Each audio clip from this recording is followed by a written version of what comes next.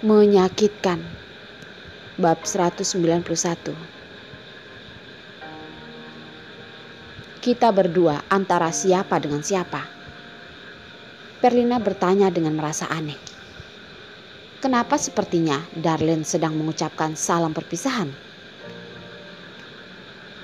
Dia terkejut dengan pemikirannya sendiri. Seharusnya tidak mungkin. Dia berbicara dengan nada serius.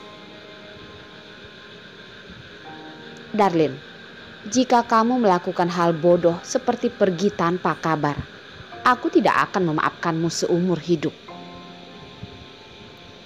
Darlene terbengong, menjawab sambil tertawa menganggukkan kepala.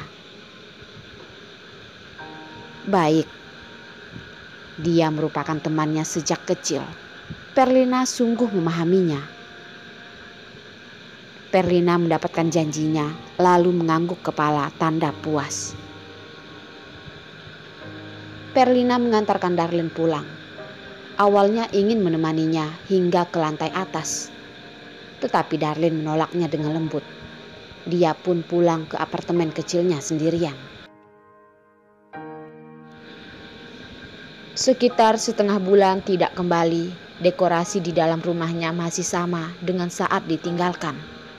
Ada banyak sudut yang berdebu. Darlene pun meletakkan koper ke dalam kamar, mengikat rambut, memakai masker, dan mulai bersih-bersih rumah. Dia membuka gorden yang berat itu, membiarkan cahaya matahari masuk. Jendela di dalam rumah juga dibuka semuanya, agar udara pengap dalam rumah segera keluar.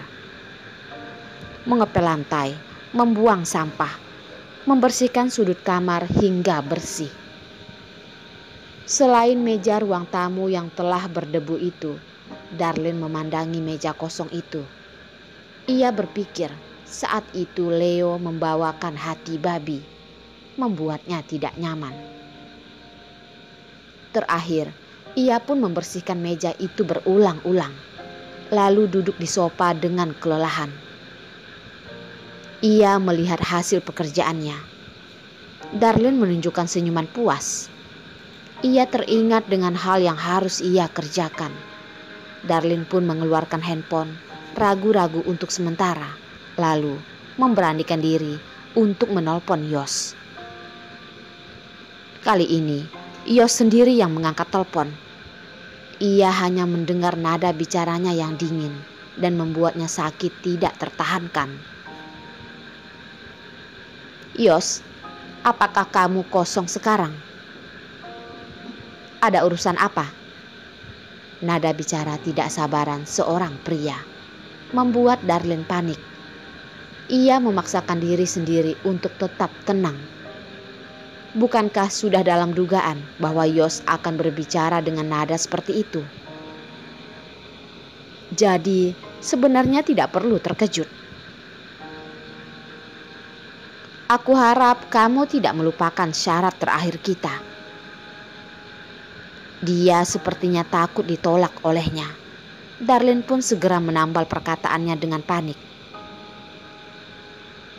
Saat itu aku membuatmu terluka.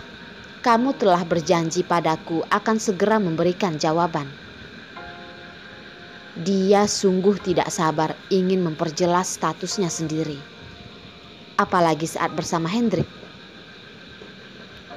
Jika saat ini Darlene melihat tatapan dingin Yos, ia pasti tidak akan berani buka mulut. Karena aura dingin dari tatapannya cukup untuk menghanyutkan segalanya. Jika dia buka mulut lagi, tapi dingin seperti dulu.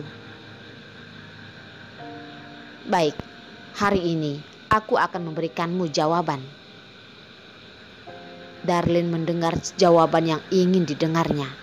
Tetapi hatinya tidak bisa lega seperti dalam perkiraannya. Melainkan semakin terasa berat. Dia ternyata memang tidak peduli padanya. Untung saja semuanya masih sempat. Untung saja dia masih ada derik. Dia mendengar suara tidak biasa saat terdiam dan bertanya. Baik, katakan. Suara Yos terucapkan dengan tenang dan tidak beremosional sama sekali. Darlin, aku hanya ingin kamu jangan lagi muncul di depanku. Melalui gelombang suara dalam telepon, perkataan pria itu seperti pisau tajam yang tidak berbentuk, menusuk hatinya dengan kejam. Tangannya berusaha menekan telapak tangan, berusaha menyakiti tubuh untuk melepaskan perasaan dalam hati yang sudah hampir meledak, mempertahankan logika yang masih ada, hingga tenggorokan mengeluarkan satu kata. Baiklah. Baik, aku janji padamu, aku tidak akan muncul di depanmu lagi. Aku janji padamu, dalam kehidupan ini kita menjadi orang asing. Terakhir hanya tersisa nada tidak tersambung dalam telepon. Seluruh energi dalam tubuh Darlin seperti telah direbut. Telepon di tangannya terjatuh di lantai, dia pun tidak merasa. Sepasang matanya menatap kosong ke depan. Di dalam otaknya terus berputar perkataan Yos yang dingin. Perkataan dinginnya memberikan pukulan yang menyakitkan baginya. Jelas-jelas telah menyuruh diri sendiri untuk tidak peduli. Tetapi ketika sungguh mendengar jawabannya yang tenang seperti air, mengapa perasaan ini sakit? Darlin memukul dadanya dengan kuat. Tetapi sekuat apapun ia memukulnya, rasa sakit di tubuhnya tidak sebanding dengan rasa sakit di dalam hatinya. Sudahlah, biarkan saja sakit. Sakit begini juga bagus, agar ia bisa mengingat perasaan ini dan tidak akan melakukan kesalahan bodoh seperti ini lagi. Di sisi lain, Yos juga cukup menderita. Di dalam kantor yang tenang, tiba-tiba terdengar suara peng. Sebuah handphone mahal jatuh menjadi serpihan. Jelas, ia melempar handphone itu dengan sekuat tenaga hingga menjadi seperti itu. Pintu terdorong dari luar. Orang yang datang dan melihat yang telah menjadi serpihan itu berkata, "Sepertinya aku datang tidak tepat waktu." Sudah lama tidak pernah melihat Yos marah hingga melempar handphonenya sendiri untuk meluapkan emosi. Tatapan mata Yos sedikit terpuruk. Wajah gantengnya berubah menjadi suram. Mungkin karena telepon itu dari Darlin, ia mengatakan sesuatu padanya. Dia ingin mengetahuinya, tetapi bagaimana caranya? Tetapi pertanyaan yang membahayakan ini tidak berani ia tanyakan, apalagi saat hewan ganas yang bisa menggila kapan saja ini sedang marah.